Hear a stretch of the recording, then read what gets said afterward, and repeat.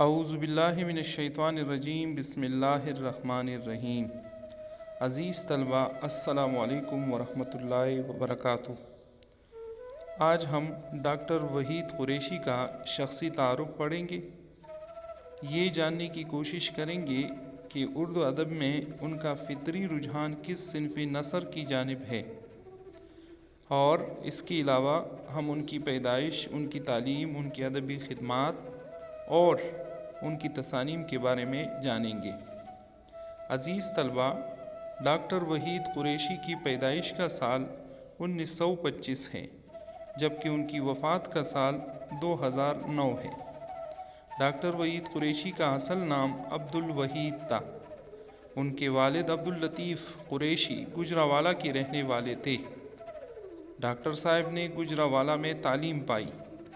شاعری میں صوفی غلام مصطفیٰ تبسم سے اصلاح لیتے رہے۔ وہ بطور پروفیسر، بطور ڈائریکٹر، اقبال اکیڈمی کی صدر نشین، مقتدرہ قومی زبان اسلام آباد، سربراہ مجلس ترقی ادب اور سربراہ قائداعظم لائبریری لاہور جیسے ذمہ دار عہدوں پر مدتوں خدمات انجام دیتے رہے۔ تخلیقی میدان میں انہوں نے کارہائے نمایاں انجام دیے۔ تحقیق میں انہوں نے استدلالی انداز اپنایا۔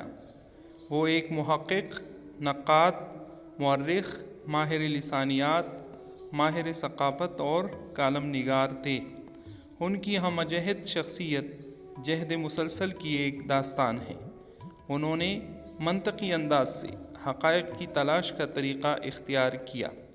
وہ پرگو شاعر بھی تھے۔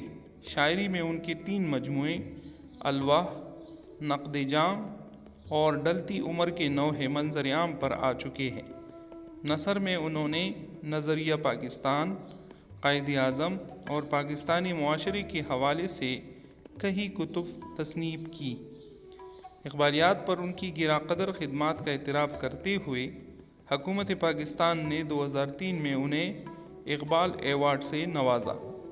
انہیں اردو زبان سے بے پناہ محبت تھی۔ اردو زبان کی ترویج اور عملی طور پر اردو کو سرکاری زبان کا درجہ دینے کے لیے عمر بھر کوشش کرتے رہے۔ آئیے طلبہ، اب ڈاکٹر وحید قریشی کی تصانیف کے بارے میں جانتے ہیں۔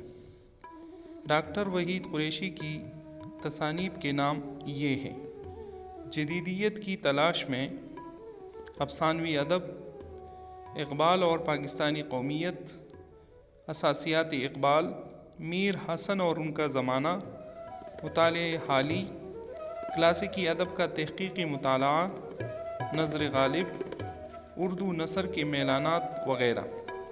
عزیز طلبہ، امید ہے کہ اس شخصی تعارف سے آپ نے بہت کچھ سیکھا ہوگا۔ اگلی ویڈیو میں ہم ڈاکٹر وحید قریشی کی لکھی ہوئی تحریر علامہ اقبال کا تصور وطنیت پڑھیں گے۔ تب تک کے لیے اجازت۔ اللہ حافظ۔